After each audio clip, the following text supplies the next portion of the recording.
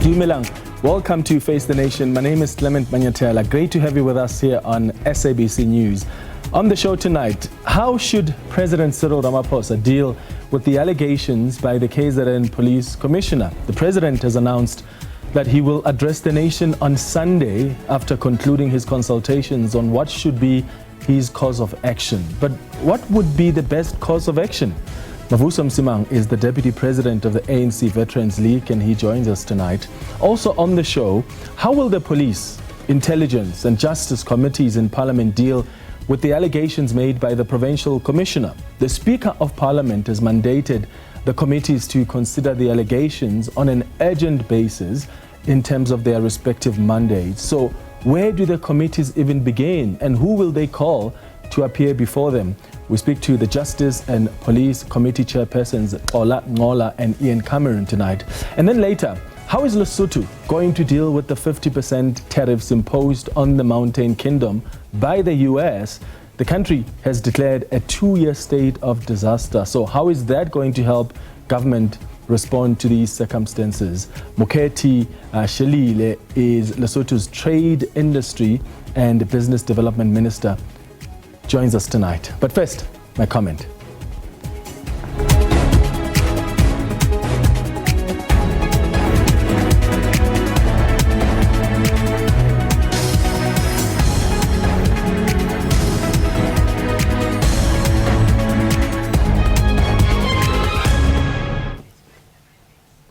So President Cyril Ramaphosa has announced that he will be briefing the nation on Saturday about what he will do following allegations by the KZN Police Commissioner, General Nhlanhla Mkhwanazi, that there are senior officers and the Minister of Police that are captured by criminals. The President released a statement earlier today saying that he has been seized with this matter in recent days and will, following various consultations, take the nation into his confidence on Sunday at 7 p.m. There's already speculation, by the way, as to what decision the President will take. There are some politicians who want to lobby him to suspend the Minister of Police, the KZN Police Commissioner, and the Deputy National Commissioner, General Shadrack Sibiya, pending an inquiry into the allegations that have been made. But would that be the right way to go? If the President goes that way, what would be the consequences of that move if that decision is taken? Well, we'll find out on Sunday how the President plans to approach this. Here's the Presidency spokesperson, Vincent Magwenya. The President was attending a BRICS summit in Brazil this past Sunday when General Mkhwanazi outlined numerous allegations at a media briefing. The President undertook to attend to this development on his return from Brazil in view of the implications for national security. President Ramaphosa has been seized with this matter in recent days and will, following various consultations, take the nation into his confidence at 7 p.m. this coming Sunday, the 13th of July. Now, the President's announcement comes as the National Police Commissioner confirmed that he wasn't part of the decision to disband the Political Killings Task Team, which really contradicts what the Deputy National Police Commissioner said. This is what General Fani Masemola said yesterday. I'm sure you have not seen any letter that I've signed to close the unit. I have not signed it, and I don't think anybody have ever seen a letter where I've signed off the closure of the unit. So who did? Because a few days ago, his deputy, General Sibiya, said he got a letter from the National Commissioner to disband the Political Killings Task Team. And now the Commissioner denies writing that letter. So who's not telling the truth here? And in fact, to be blunt, who is lying? The question is also, why is it the Police Minister that wanted the task team disbanded? And was it only him, or was this a cabinet decision through net joint? Because there are several ministers that sit at net joint. And if that's the case, why did they want to see the task team disbanded if indeed there has been success with their work as claimed by the KZN Commissioner? Well, the man who has been linked to the minister, Vusumuzi Matlala, who is the businessman that has been arrested, and he has been linked to someone by the name of Brown Mkhwanazi. And the KZN commissioner says there has been communication between Mkhwanazi and this businessman, and between Brown Mkhwanazi and the police minister. Now, Mkhwanazi says his security has been compromised. I'm aware that the public, South Africans, have been waiting to hear the side of my story. Definitely I'll be doing that. Remember, I had to deal with my security situation. I've been followed here and there. My phones had some problems, but yeah, I'm ready. I'll be in the nation to confidence pertaining the General Mkhwanazi's utterances and allegations. And we're still waiting for him to give his side of the story. Now, the police minister says while this man is a comrade of his, they are not associates. The DA and the MK party have now laid criminal charges against the Minister of Police.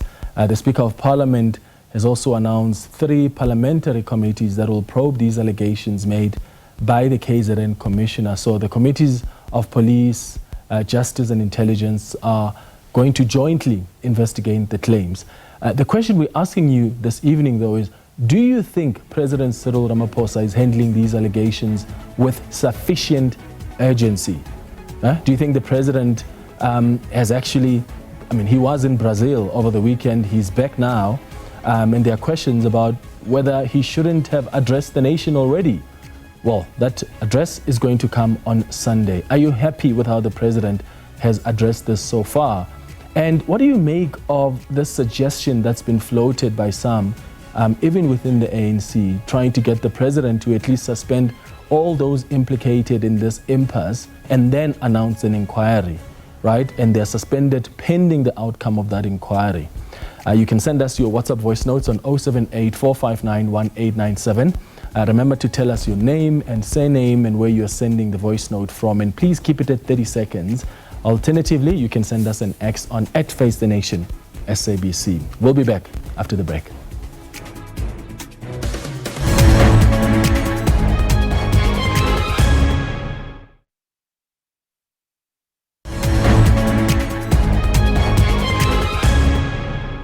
Welcome back. ANC veteran Mavuso Msimang joins us now via video link as we look at President Cyril Ramaphosa's address to the nation that's expected on Sunday following those allegations against the SAPS leadership. Mr. Msimang, thank you so much for making time for us. Good evening. Good evening, and thanks for inviting me. So the president says he's been dealing with this matter and will announce his approach on Sunday. What do you think is the best thing to do here?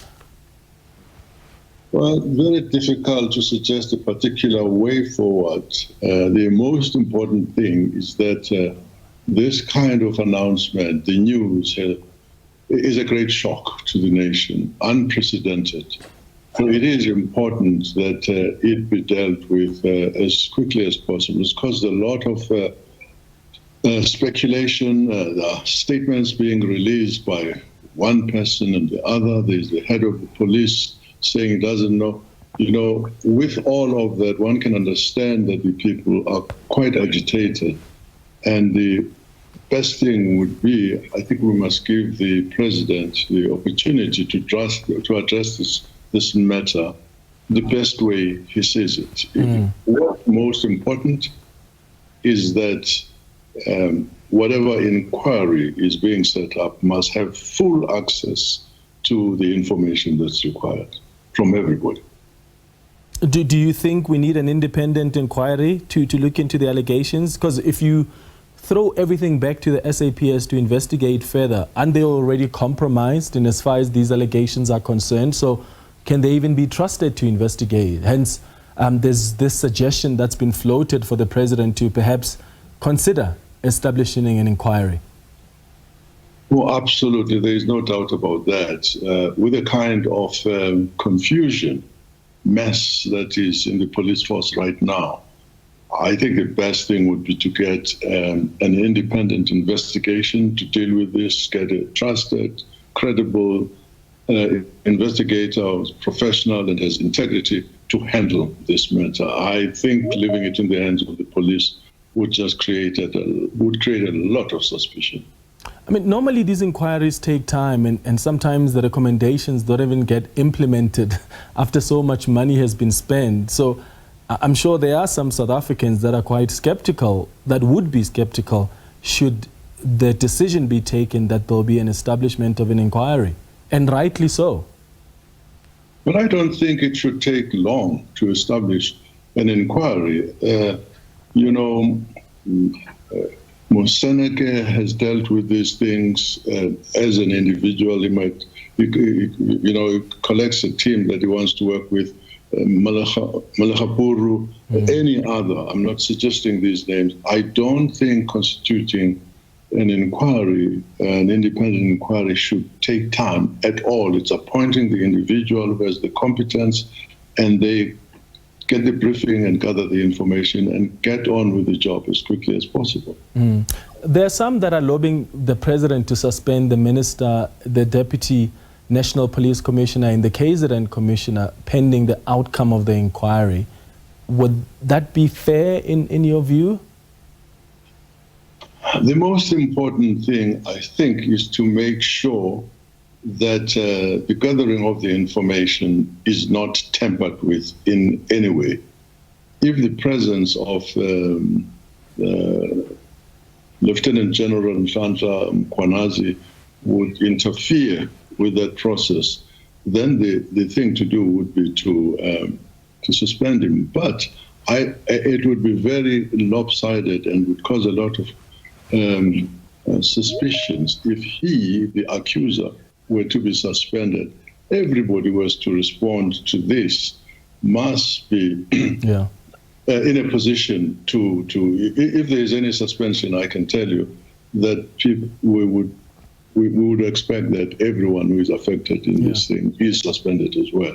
But I think the main thing really is that you suspend if you think there will be some interference with your processes, and that's the only reason for suspending. It's not punitive.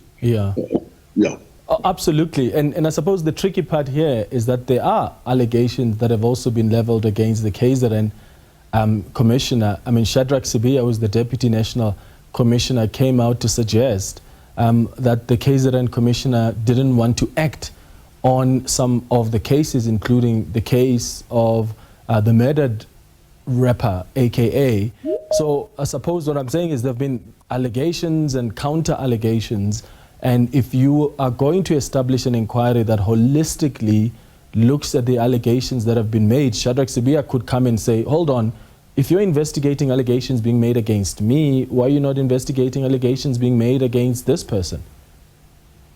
Well, I would need to be very even-handed here. Everybody has, not everybody, but there have been allegations made by Lieutenant General Sibiya, by Nhlanhla Mkhwanazi, and statements have been made by the minister. So really, it's going to be very important to be even-handed in handling this thing. I think I would leave that to the wise discretion of the investigator who is appointed to do this thing. But they would need to be very aware that this is an extremely sensitive matter where people believe that that positions being taken. You just don't want to lend any credence to that kind of suspicion. Yeah. I mean, what these allegations, Mr. Mavuso, suggests is that we could be dealing here with something much bigger, where criminals or even some business people are controlling senior police officers, or senior police officers are taking decisions for the benefit of their criminal networks. I mean, that's scary to even think of. Well, let that be investigated by the investigating team or the investigator. But that's the reason why you should never even think of entrusting this to the police. That rules it out, absolutely. The Police Minister, Senzo Mchunu, and the former Police Minister, Bheki Cele, we are told will be appearing before the ANC's Integrity Commission. Mchunu has already said that the man that he's been linked to, this brown Mkhotsi gentleman, is just a comrade and not an associate. We know now that Bekikele has used the apartment belonging to the arrested businessman, the luxury apartment in Pretoria, Vusumuzi Matlala. He's actually expected to appear in court soon. And the former minister, Bekikele, has admitted that, yes, he's used that property, but they are not business partners. And I wonder if this is not concerning, that police ministers are being linked to such characters. And this is not something we're only seeing now, even within the police. We've seen this before. Well, this is extremely concerning. Absolutely. There's no doubt about that. All the more reason why an impartial, professional investigator has to look at these things really unaffected, untrammeled by any obstacles that might be presented.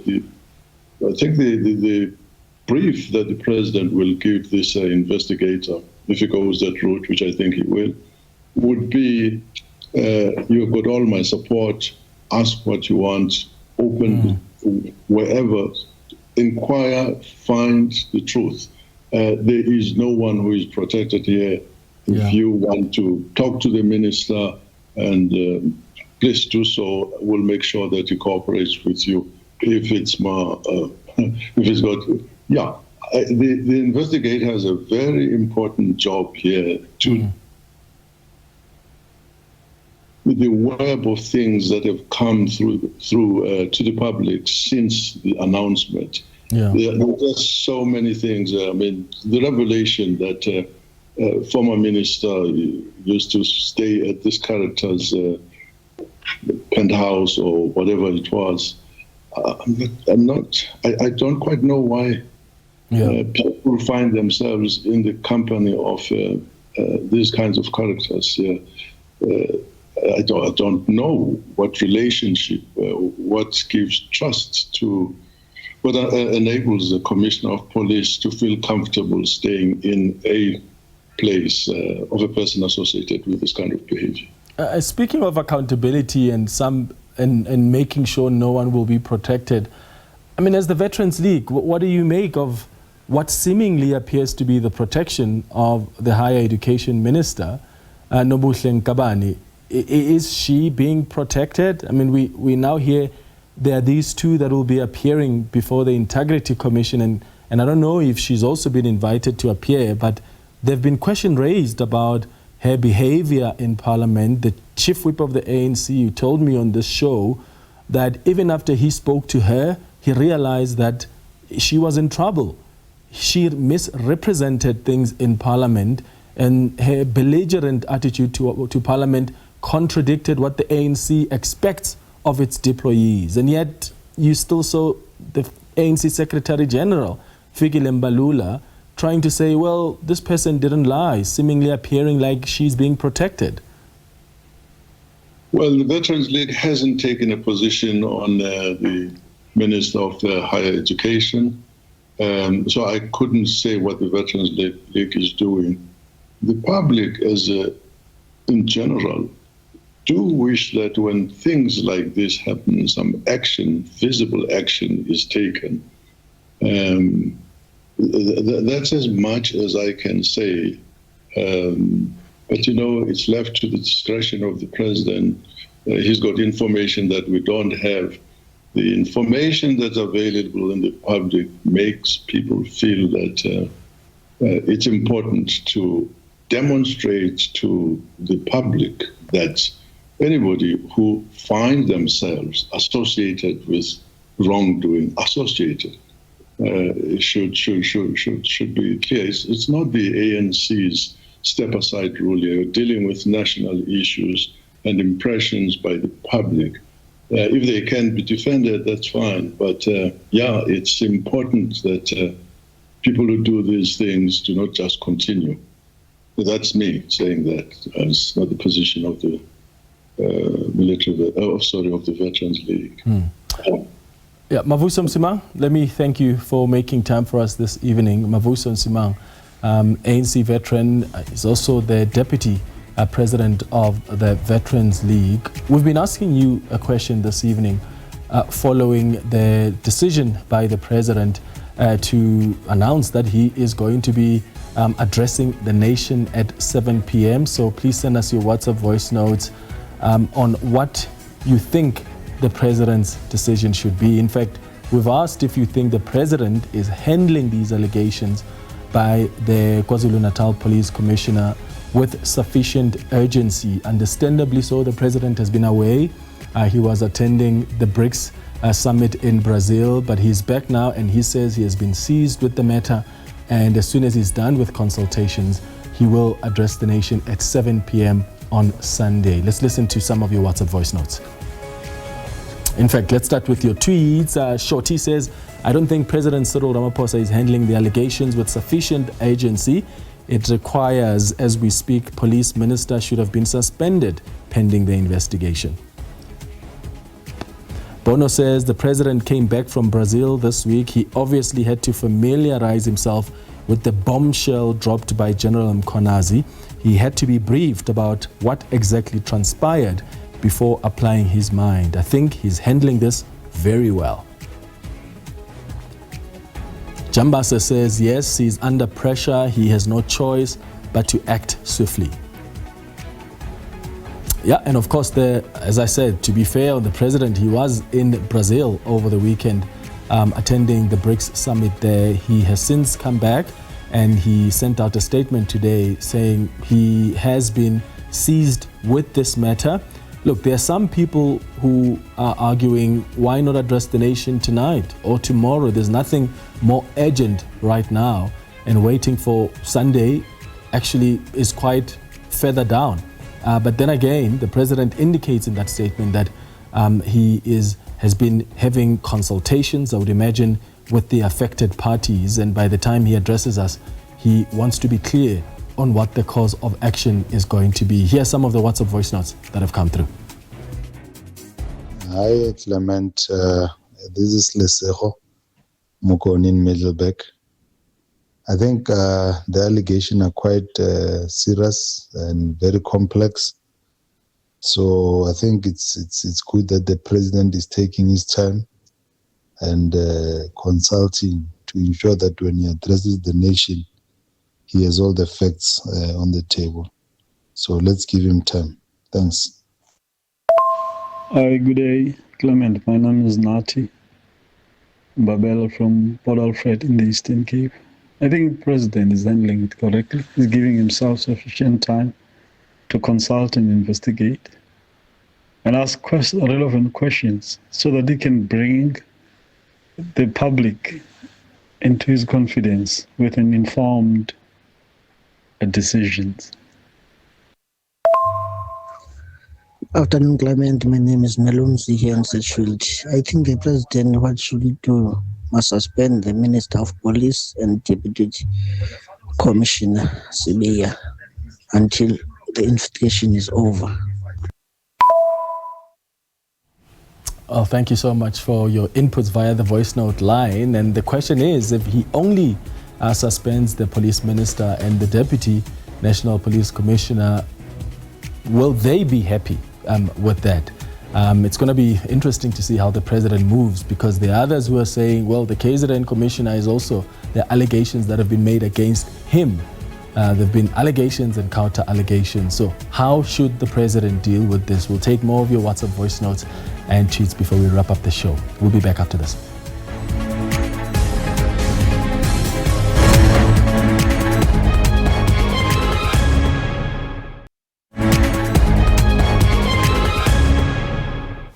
Welcome back. Parliament has given 3 portfolio committees tasked with investigating KwaZulu-Natal Police Commissioner Nhlanhla Mkhwanazi's allegations against Police Minister Senzo Mchunu 14 days in which to conclude their work. The Portfolio Committee on Police, Justice, as well as Constitutional Development, and the Joint Standing Committee on Intelligence will investigate the allegations. The Speaker of Parliament, Togoti Diza, says the committees will report back to the House with their findings and recommendations. The chairpersons of the Portfolio Committees on Justice, Ola Ngola and Ian Cameron from the Portfolio Committee on Police. She's the chair of that committee. They're both joining me now. Ian and Xolo, thank you so much to both of you for making time for us. I'll start with you, Xolo. What can your committees actually investigate and be able to uncover in 14 days? Do you have the terms of reference yet? Good evening, Clement. Yes, we met with the Speaker yesterday. She has given us the terms of reference. The first thing I think is that the allegations in their nature are actually cross-cutting in all the three committees, as you say. In ourselves as justice, we have got IDEC that is mentioned, which resides within the NPA. We've got members of the judiciary who would have been mentioned. So part of the work that we're going to do is to check closely the context of what Lieutenant General Mkhwanazi would have said in his press briefing, and make a proposal to the National Assembly on what do we think must happen in terms of the IDEC being fingered and members of the judiciary being fingered. Of course, Ian from the police will do the same. So we cannot always get 100% evidence in terms of what General Mkhwanazi would have said. But I think these days that we are given, there is massive work that we'll do, and we'll be able, we're confident that we'll be able to advise Parliament immediately after the meeting, the joint meeting that we are going to hold on the 16th of July 2025. Yeah, and Ian, for you as the Portfolio Committee on Police, what will you be covering in those days? Yeah, so I think it's very broad. Obviously, a lot of questions regarding specific people that General Mkhwanazi mentioned and specific divisions. I mean, you would typically consider the Deputy National Commissioner. There are likely other parts of, for example, detective services, specifically with regards to dockets and investigations. But there's another specific part, Clement, that I must mention, and that is the role of IPID, the Independent Police Investigative Directorate, because ideally, if you think about it, it would have been a very, very good investigation this for IPID to take on.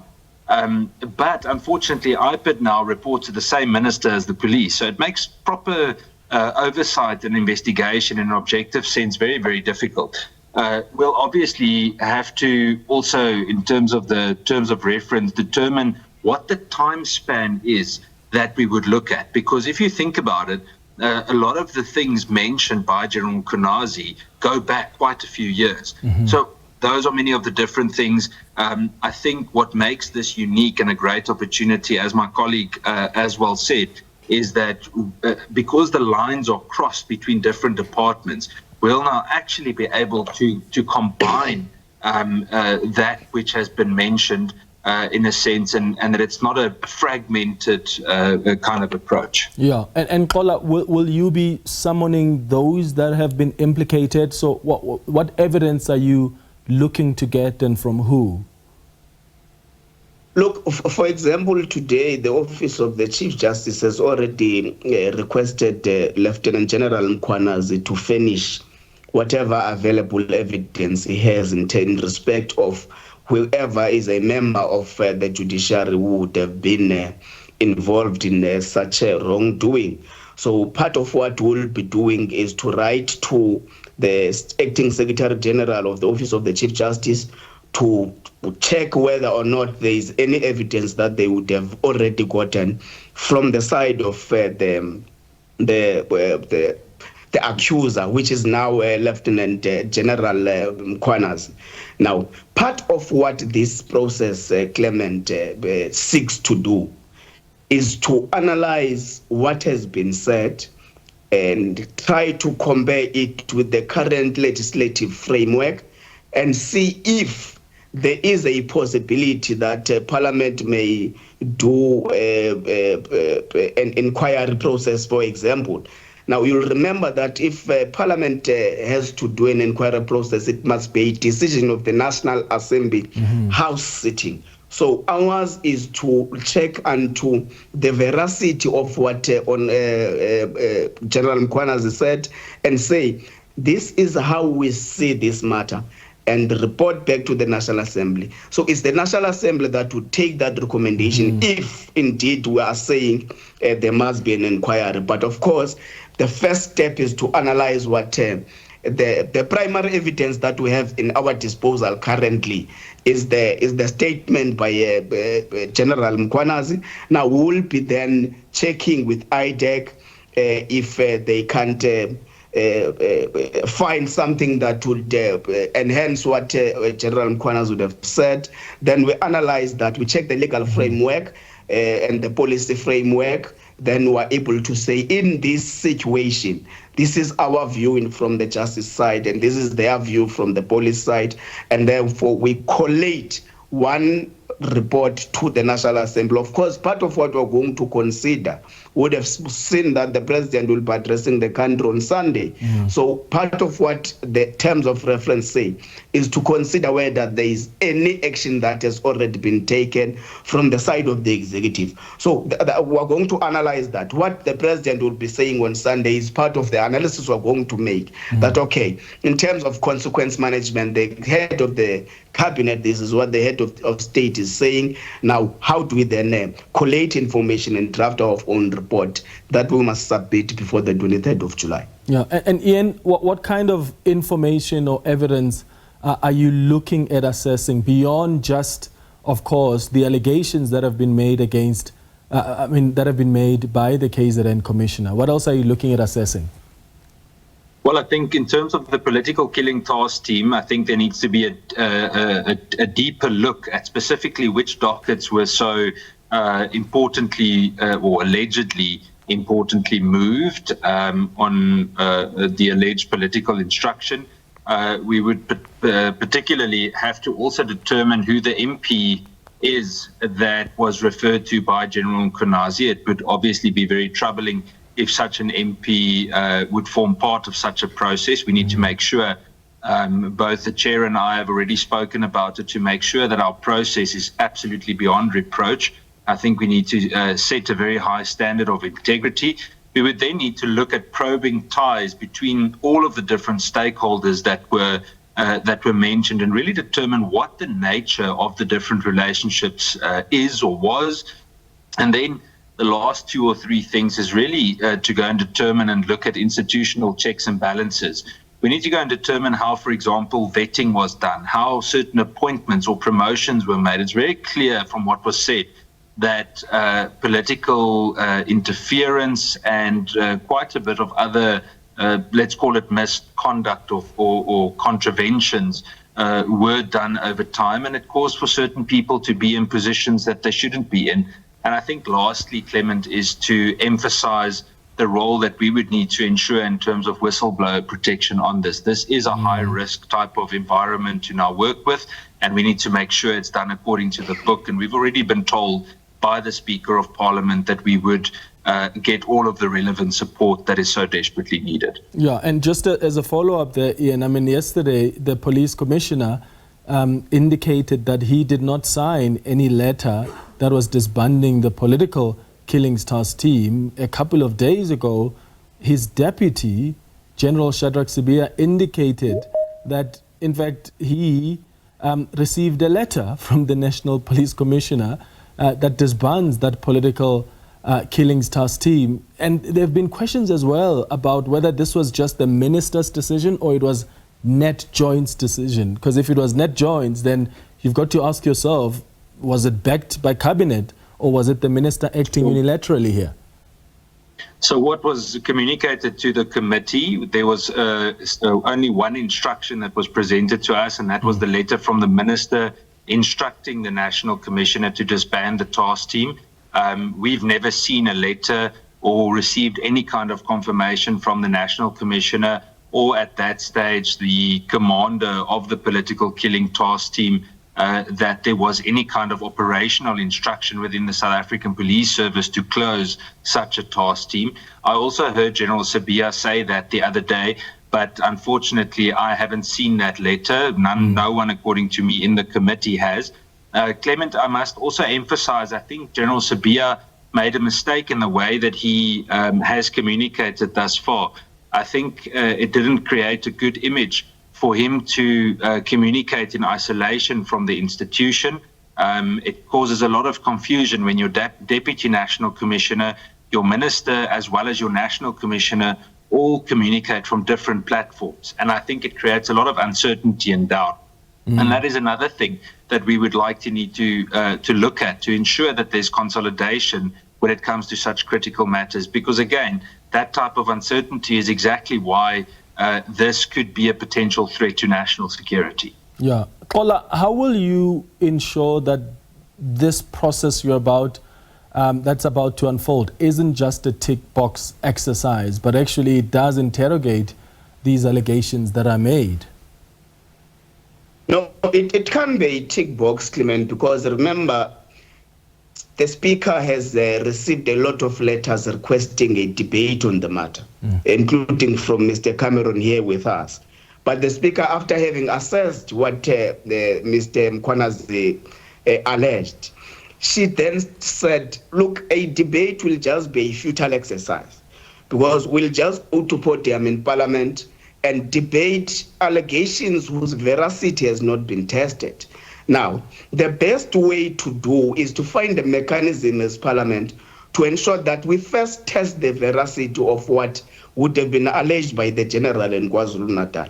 So it's not a tick box, because we are going as far as going down to understand the context, to understand whether or not there is malfeasance that has been committed from a relationship between your friend Clement Brown Mokhotsi, your friend, you are WhatsApping with him, and the minister.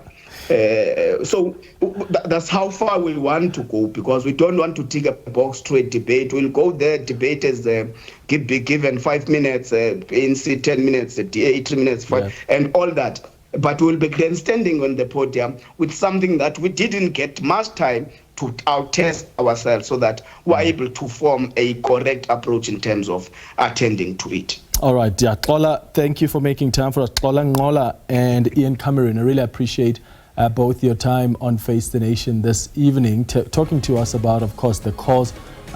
There's inquiries or committees that are going to start now looking into these allegations that have been made by the KwaZulu-Natal Provincial Commissioner. So they're letting us in on how those are going to unfold. And if Brownbo Mokhotsi was my friend, he would be here today, because he promised to speak to us. He was supposed to join us tonight, but haven't been able to reach him. So hopefully next time he will come and join us on Face the Nation. We'll be back after the break.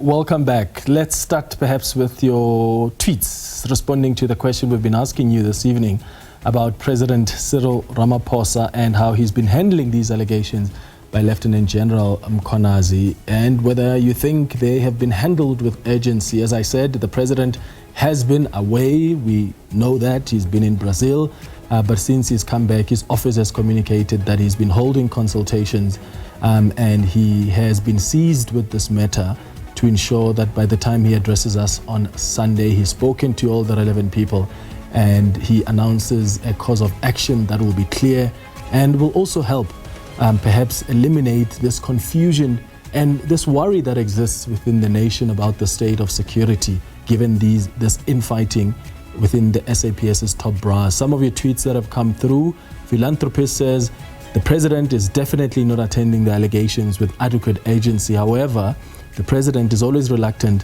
when it comes to acting swiftly in matters of this nature. Suspending the minister will at least alleviate pressure on the president. Onex says no, because if he took these matters seriously, he would have addressed the nation today. Sunday is too far for such a big matter like this.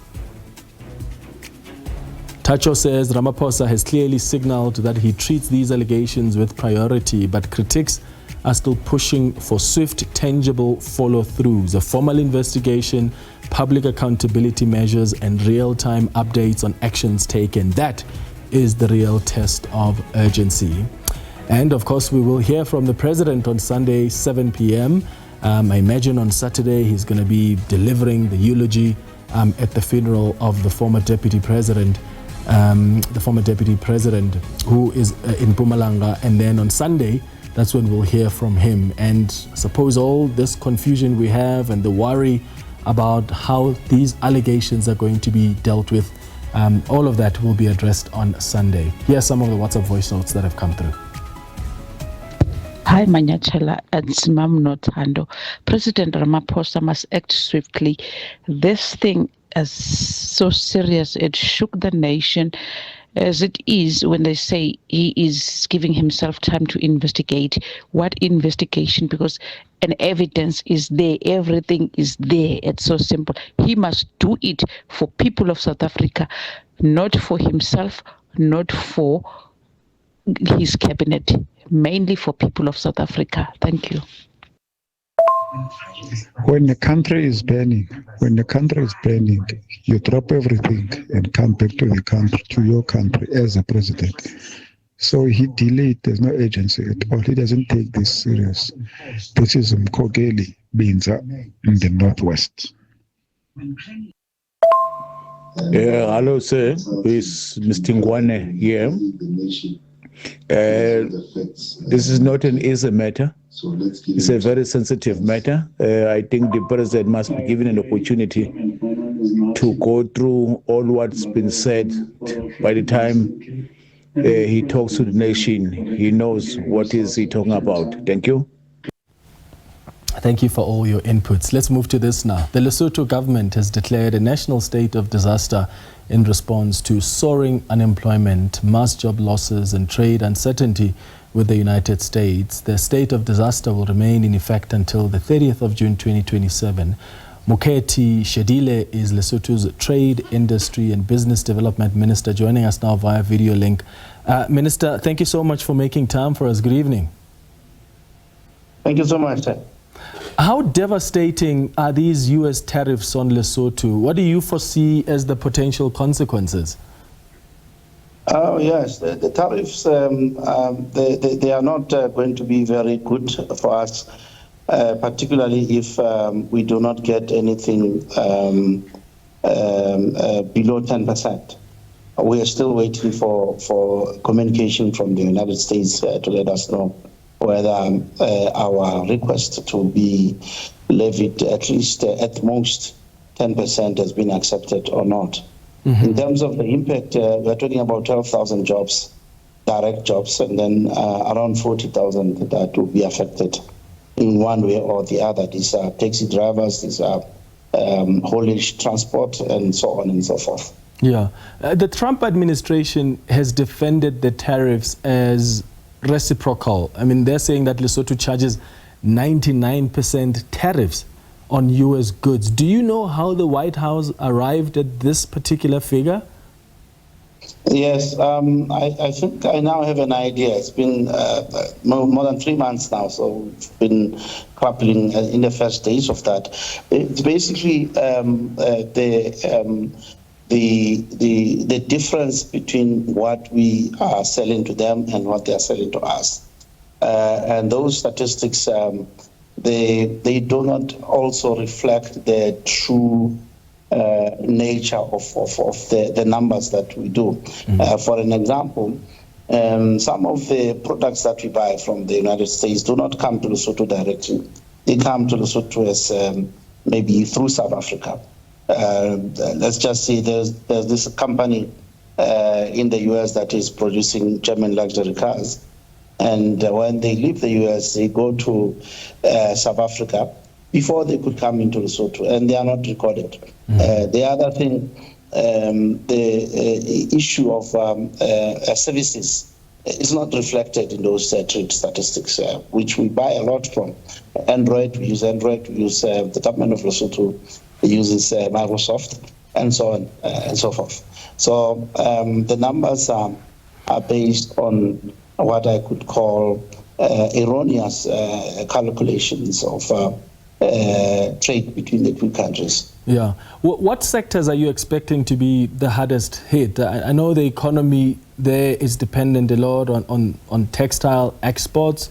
You know, most of your exports are bound for the United States. Are there other sectors that you expect will be affected? And when do you then start the process of also looking for other markets that you can penetrate? Yeah, no, the quick answer to that one, yes, is definitely textiles. Really, we don't export a whole lot to the U.S. Other than textile. In terms of looking for other markets, that's what we've been doing for the past year or so, because clearly the U.S. market was presenting us with problems even before the tariffs. So, for instance, in the past 6 months, we have opened about 10 new factories, and only one of those 10 was is exporting to the U.S. market, which says we are moving away from the U.S. Because we simply have to, even under normal circumstances. Yeah. Have you taken up the opportunity to negotiate with the Trump administration? There are African leaders who went to see Trump this week. Is there an opportunity like that for you? Yes, we have been communicating with the USTR, and we've sent our offers. They did revert back to us, asking for more information, which we have already done. At this point, I am not really looking forward to any meeting of high level. What we need is a response to our request that we need to be given a very favorable tariff. Yeah. Because as we speak, some of our factories that export to the U.S. due to uncertainty are beginning to shut down as it is. Yeah. There's no work to be done. The buyers in the U.S., they are holding on to their orders. Yeah, and you have now declared this 2-year state of disaster because of unemployment and mass job losses. How do you expect that that's going to help government respond to these circumstances? Yes, we found ourselves having to do that. Funny enough, President Trump did the same thing in January. He declared a state of emergency. And on the back of it then came the tariffs, which means when you do that, you are, as a government, able to do quick fixes that do not require you to go through the bureaucratic red tape. That's what we have done. For an example, we have now cancelled, if you want to register a company in Lesotho and you are a small, medium enterprise, you can now do that for free. That's one of the examples that I can give to you now, that it's only possible to do under an emergency situation. So it's giving us leverage to respond to whatever it is that we need to do to get the jobs back. Yeah, and I wonder what happens in cases where unemployment soars like this. I know there are some officials from the Lesotho government who have previously said that their country's poor economy was contributing, for instance, significantly to the acts of illegal mining here in South Africa. Do you think these circumstances we're seeing now are likely to worsen that situation? We are hoping that it's not going to be the case. Look, under the state of emergency that the Prime Minister has declared, we will be generating significant jobs opportunities for our people. And on the contrary, we are expecting to see a decline in people living for South African greener pastures, as they may call it. Okay. U.S. foreign aid, how big of an impact is that?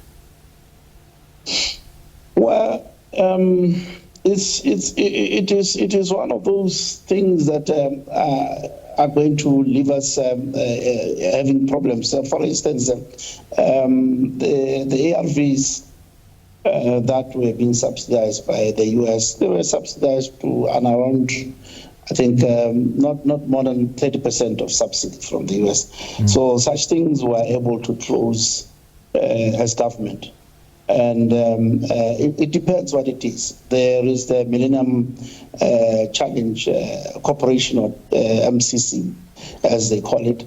That one, it was bringing quite a lot of funds for infrastructure. And the projects were supposed to implement them in the period of 5 years. We still need those projects. And as government, we're not going to stop pushing for them to be to go ahead. We simply have to adjust our ambition.